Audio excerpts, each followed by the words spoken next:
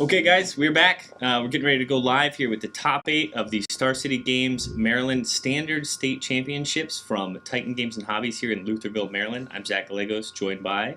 I'm Matt Butler, or Ugly Mark Aquino. Yeah, well, same, but different. Yeah, but essentially looks the same. So let's see what we've got here. So our top 8, as announced, was, we're solid. We've got, where did I set it? I'm a terrible person. All right, so our top 8 is Lucas Conrad, Thomas Bauer, Joel Sadowski, Travis Snover, Josh Everly, Jason Kinsey, Josh Curry, and James Weaver. So we've seen a few of these guys on stream today. We haven't seen Josh Everly. Like I said earlier, he has been kind of hanging out in our backup match area, just kind of crushing and silently moving it along. We never really got to have him on. So we're going to go ahead and get over to that match, where it appears we're already underway. So these guys are going. We have Josh on the right, Travis on the left.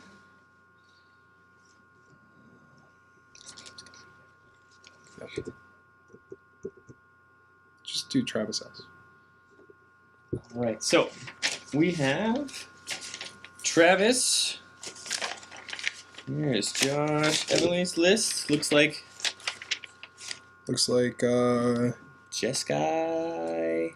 Yeah, Jess Guy. Yeah, Dark Jess Guy of some variety.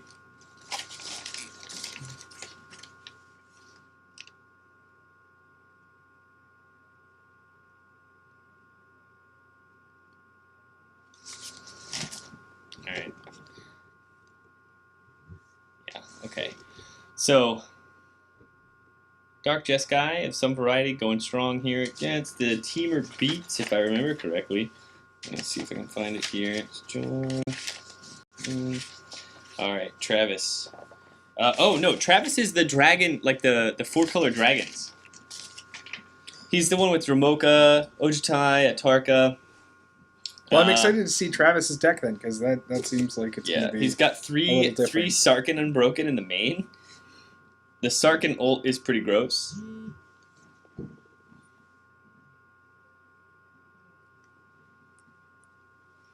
So, underway, we've got a Jace here for Josh. Yeah.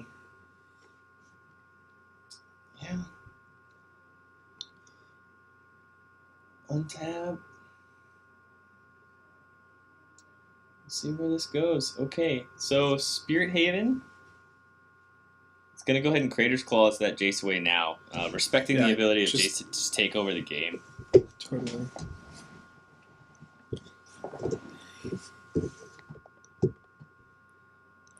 And then we get a hanger back on 1, so that's, that's a pretty, get a morph. It's it's a Rattleclaw Mystic. And Josh having none of that nonsense. Says no. And you can tell, the pace of this game is obviously very different from previous matches that we've had on stream here. Josh really trying to dictate the pace. We're going to get the J die out. Gideon comes out. He's going to make a bro.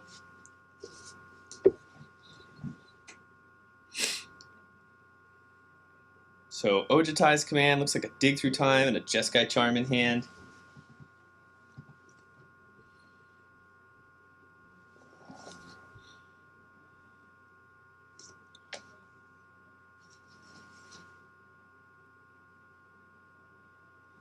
Yeah, so it seems like Josh is ahead, and we have our giant die to tell us what's going on. Apparently, we enjoy Josh's sleeves a lot. I think that you're too dedicated to the prettiness. I like the ugly sleeves, and we plus Gideon to get in for 5. Wow, that's a lot of damage. This is really fast for a deck that, on paper, looks like it has far less. Deck, yeah. He's also running the one of Tassiger, which is a pretty, which we saw in our last match, which was pretty ridiculous. We have 10-18 because of a fetch. Whew. That happened quick. Really fast. This is what we're 5 minutes into this match. I think we're seeing now why these matches in the backup match have just been ending so quickly when we have Josh out there. I mean, it's the pace that he plays at is very, very fast, right? Yeah. I mean, he's forcing an opponent who, in previous matches, has played at not a slow pace, but a moderate pace, like his own pace. And Josh is definitely saying to him, like, no, look, we're gonna play at this speed. You're gonna play at this speed, or you're gonna make poor decisions, right? You're gonna give me time to think on your turn, and then I'm gonna make my place, and I'm gonna pass back. This is a sign of high level play for sure. As long as he doesn't start to make mistakes. If he's playing this pace, he's telling his opponent, deal with this now, right? That should be at 2. Yeah, there we go. Mantis Rider out, and Jeskai Charm. He's saying 4 to the dome. It looks like he's going to go for the kill, maybe? I think we're looking at potentially Josh trying to end this. He can activate Shambling Vents also, right? Does he bother is the question. So we're going with all 3. We have Command, a Jace, and something else. If he swings there with the Shambling Vents, doesn't he just win the game? Yes. I'm really surprised he didn't activate Can he activate it? Does he not have any other black source? Is that what? Yeah, that might be no other black source. No other black source. So that's the problem. Yeah. Okay. But we're still at 2 to 18. I mean, this is not a position you want to be in as Travis. You've got 4 lands. You can't get down anything that's going to be relevant right now, and so that's. I mean, it's just got to be incredibly difficult to do this. Yeah, I don't know what you do as Travis. Just looking at his deck list to turn the corner on this and kind of like reclaim at least some sort of position in this game. How do you get ahead? You blow up Gideon, maybe? No. You killing the Hangerback doesn't do it, and that looks like a scoop to me. So yeah, we just. I mean, inevitability was on Josh's side at that point. The J die. Getting it done, guys, so everyone can see. All right. Well, that was fast. That was fast. Although it doesn't necessarily surprise me. This wasn't, Josh apparently has a really well-tuned deck that is gets ahead. Oh. We have the monolith in front of Travis, and we have the monolith in front of Josh. So let's get these out of the way. Danny, deck boxes. Danny, Danielson.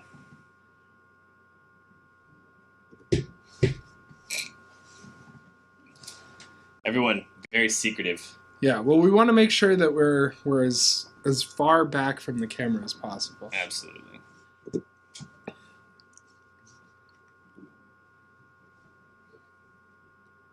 So as we go to the sideboards, we also want to mention that we are streaming for Titan Games and Hobbies, which is actually a pretty great store here in Maryland. We love it up here in Baltimore.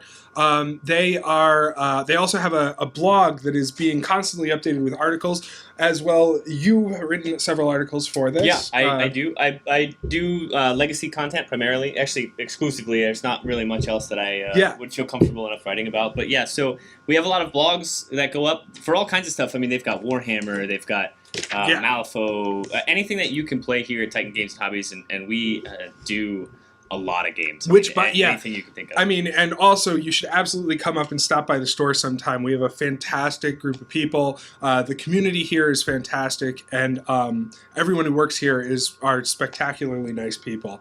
They're incredibly welcoming. If you ever need to find a gift for somebody that you know who games, this might be the best place for you to come in Maryland. I'm not saying exclusive. No, I'm saying exclusively. Titan Games and Hobbies. That's it. That's it. Everywhere else is junk. No, I'm just. So, a couple of quick announcements too. Tomorrow we will be doing Modern SCG States here. We will have the stream up again.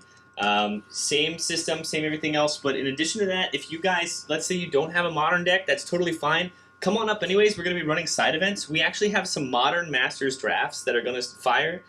Starting in round 4 tomorrow. So the store's hung on to a lot of sealed product. We've been getting ready for this weekend. We'd really like to have, multiple players, even if Modern's not necessarily your jam, you can come up and play with a set. It's going to be really difficult, nearly impossible maybe to find in the future.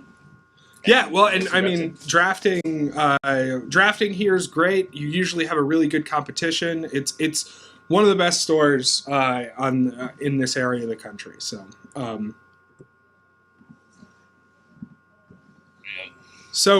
Yeah, as we look around, we're just waiting for them to do their sideboarding, all that kind of stuff. The stream tomorrow is going to be great. I'm sure a bunch of the players that we see today here in the top 8 will be back because these are some of the best players. So easily watching these players play today is a good primer for tomorrow too. Absolutely. I know for a fact guys like Josh, guys like Joel are big time, all format players. They play Magic, period, anywhere and everywhere. For sure they'll be back. I don't doubt that. So, well, it looks like we're getting ready to go. I mean, Travis definitely feeling the pinch there. I don't know that he enjoys the way that match went. No, right? I absolutely don't know. not. If I'm him, I'm not even sure. I'm not even sure what I do when I look at my board. I mean, I think let's see. He's got 2 Surrak Dragon Claws, 3 Radiant Flames, a Gaia's Revenge that likely comes in, but that seems slow. Stubborn Denial seems like a good way to go. He probably wants that on top of the 2 already in there to stop that Gideon. But it seems to me that the problem there was the Gideon, right? Like, if he doesn't have a way to deal with that Gideon, there might be some problems for him.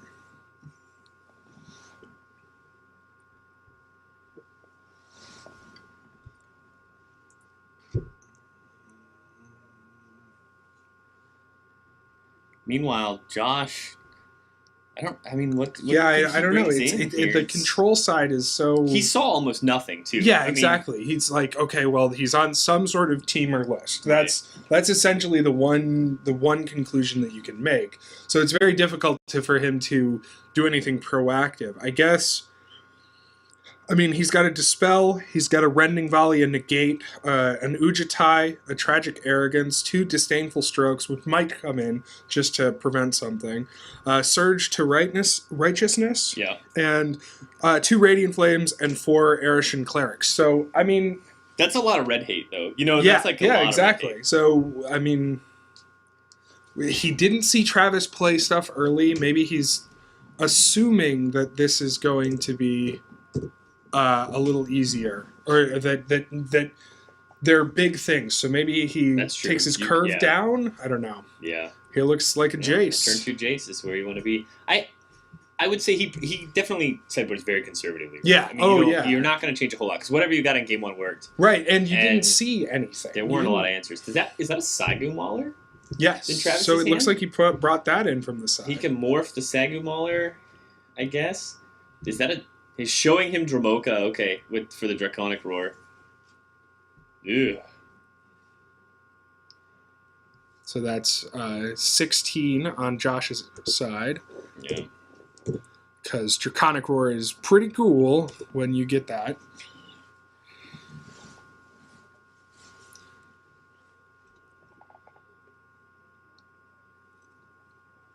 I mean...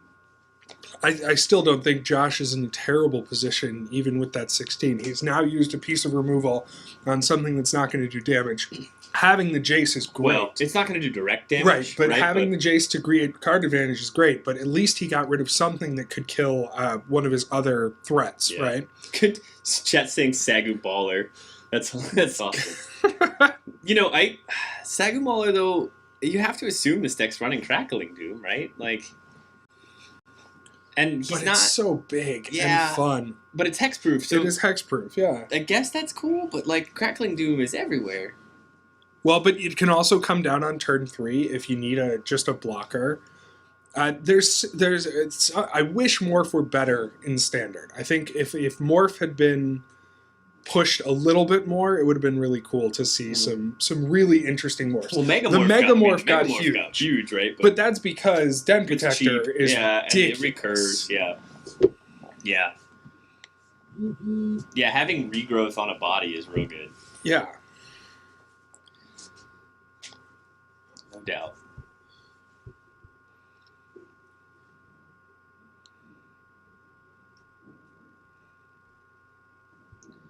And, yep, Knuckleblade is going to get met with a valorous stance.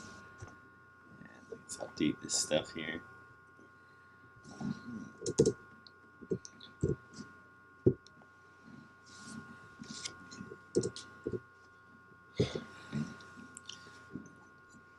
Yeah, again, Travis has more gas this game, but it just feels like he's treading. He's just spinning tires. He's not getting there. He's just not pushing through anything. Like he can't make anything stick and keep going, which is what that deck needs to do. Right. If that deck isn't sticking stuff. Same token, like Josh isn't resolving anything either, and he knows there's a Dromoka there, and he's got to do something about establishing a board presence, but he's happy to just Sagu Mauler. Mauler gets killed. Not so baller there. That was gross.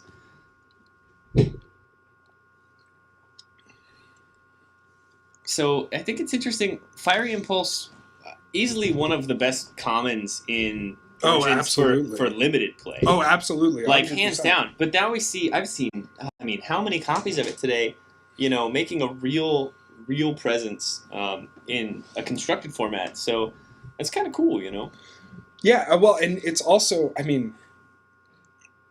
this limited format, which is my personal preference, I quite enjoy the limited side of things a lot more, is crazy. It is one of the craziest ones, just because of Awaken. Battle for Zendikar? Battle for Zendikar is ridiculous. Yeah. There's the Awaken adds such a weird dimension to the play. All the mana. The mana's you're crazy. Like you've got battle lands that come in, right? You've got it actually overperformed for me last night at Friday Night Magic here at Titan Games and Hobbies, where you should be playing Friday Night Magic. Where we had like 4 or 5 draft pods? We had 5 draft pods, 3 8s and 2 6s, which while is also awesome. firing standard and modern, which is pretty crazy. With 16 players each.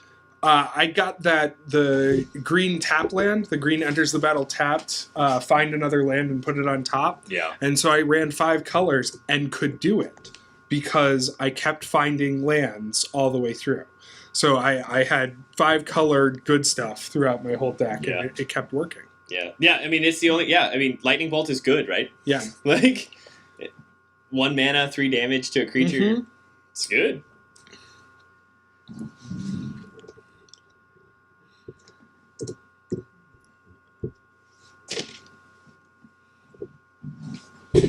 Yeah, absolutely. Absolutely agree with Chad on this. So here's that Dromoka, right? So problems. We've got them.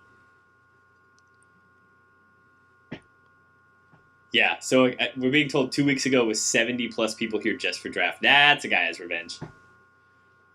Josh has problems. So what we're learning is Josh not being able to establish an early board presence on top of all of his removal is going to have some trouble here against the high-end cards that Travis has, especially things like Dromoka and Gaia's Revenge. Having both of them out there too makes your Crackling Doom kind of bad. Not to mention you can't instant speed it either. Your sorcery speed Crackling Doom. Yeah. So it's looking rough here.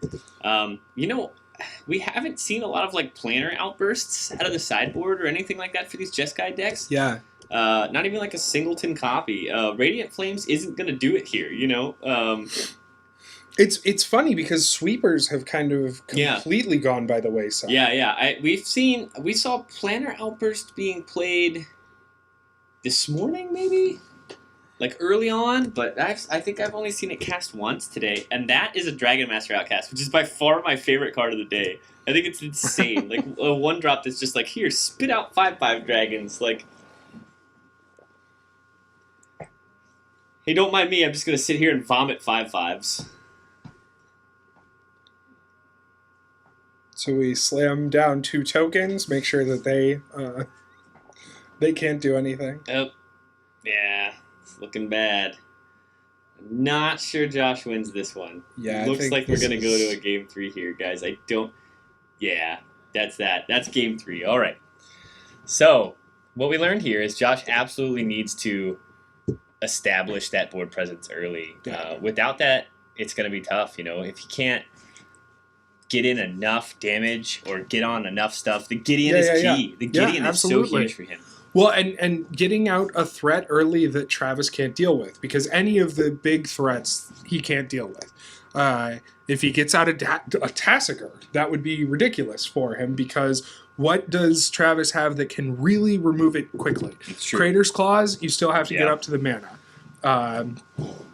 You have to Stubborn Denial. You have to get out ahead of it, which means that anytime that Josh taps out, you can do something. I'm wondering at some point, like, now see, here's the thing: is there's only one Gideon in his list. That's the one and only. At what point do you think he tries to get under him and bring in like maybe? Do you think he goes on an aggro plan here? It doesn't look like he's sideboarding, so I think he's going to stick with his removal and just sort of like one for oneing. Well, and that's one of those things is Magic is such a game that requires you to not overreact to weird patterns occasionally. Because if you overreact to a weird pattern, you can kind of screw yourself more than anything else. He's looking at taking some cards out. He took something out just now. Let's see what he's doing here, because he's definitely thinking he wants to shave something here. He knew what it was immediately. He took the Gideon out. Huh. That's interesting. Took the Gideon out is what I just saw. Interesting. That is a pen. We've got a nice pen cap. That one's okay.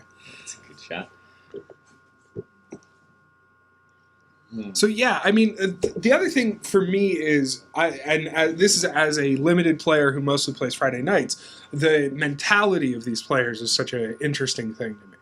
Because these guys have been playing for hours and hours and hours and hours. Yeah, we're going into 8 hours now. It's a full work day of Magic. Right. And so what, like, you have to wonder, are these guys just burnt out and they're just like, okay, I just need to keep pushing through, or are they trying to refocus? Like, does the top 8 make a difference for them? All that stuff. I actually think these guys got a little break, too, because they drew in, so they might have had an extra hour to kind of think about it. Josh definitely drew. I'm not sure. Yeah, Josh and Travis did both. So it could be double-edged, right? I mean, I'm not sure. Maybe you think you overthink it, whatever, but...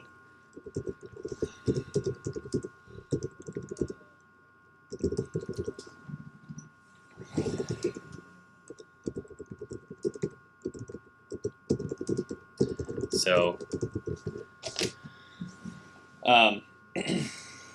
So yeah, I mean, once again, it's such a strange thing to play that much Magic, because I'll say sometimes Friday Night Magic can exhaust me, where it's like I'm making so many decisions, thinking about so much stuff. Yeah, you really have to stay focused. That's an awesome show of sportsmanship. Absolutely. Good luck. Let's get this thing done. Everything on the line. Game 3. Wouldn't want it any other way, right? All right, so we definitely have a Jason hand on Josh's side. I see. Crackling Doom. That is a Surok Dragonclaw and Ojutai. Crater's Claws. That's not a lot of land for Travis. He's gonna keep it though.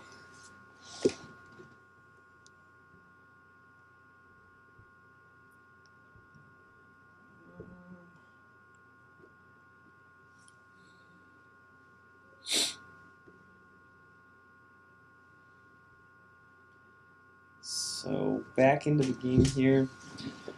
Both on fetches. And we're going to crack a fetch from Josh, so I assume he's grabbing a duel. Travis responding by cracking his own fetch.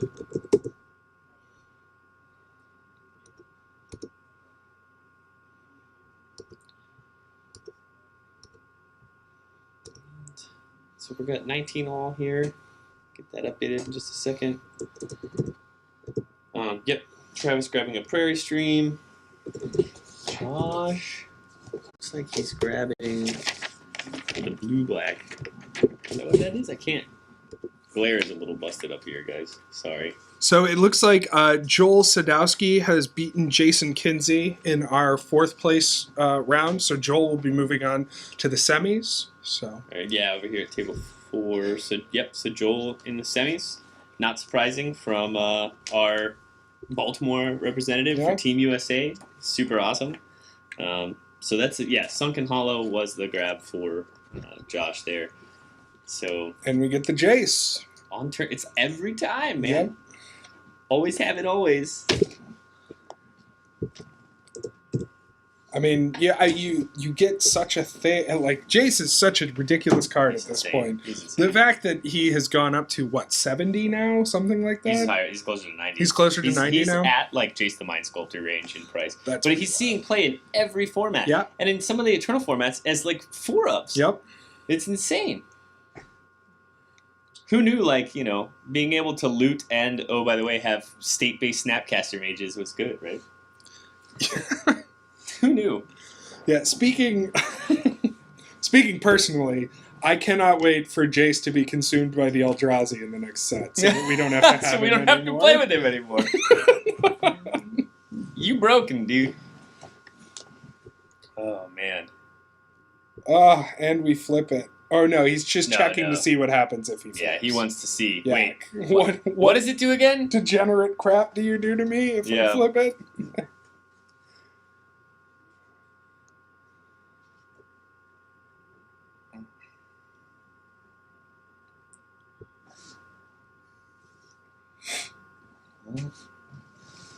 So this is the board presence we were talking about that Josh needed to establish early. Yeah. It looks like he said, you know what, I don't need to get this one of Gideon. I want, you know, to rely on these Mantis Riders and finding them with this Jace, right? Because he ditched a Fiery Impulse, and I didn't see what he drew off of it, but that's going to wreck Jace. You know, the worst part about this, and he's showing him a Thunderbreak Regent to get that Draconic Roar synergy.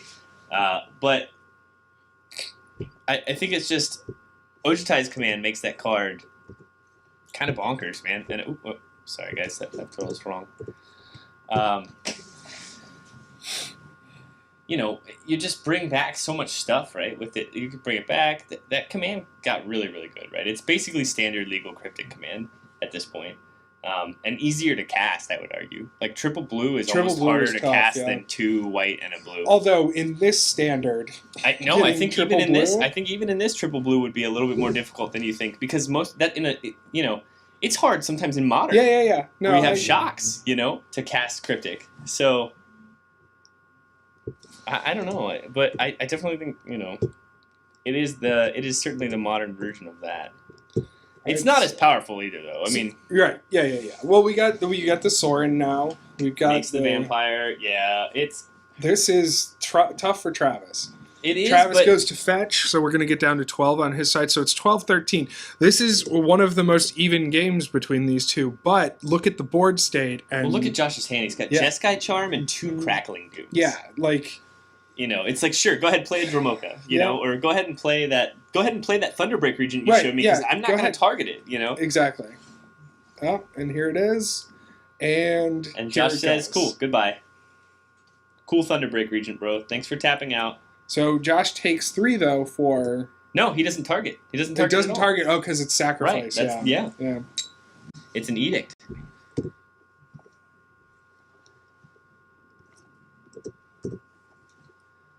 Whoa, and and then we have the huge life swing. Big life swing for the Sorin. Sorin Plus. Not looking good. Oh, I'm sorry. That's 3-20. What? Not 2-20. My fault. So yeah, the Sorin doing work here too. Another great planeswalker, protects itself. The question is, do you crack the fetch here because you don't care between 3 and 2?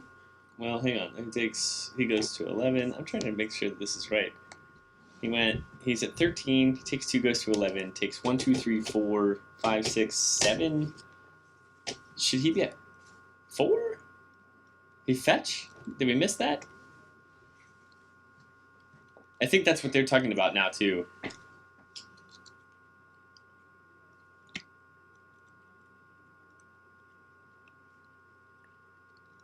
Yeah, I'm not sure. I think they're trying to get that sorted out. But... We're having a good chat. Yeah, seems not sure about what.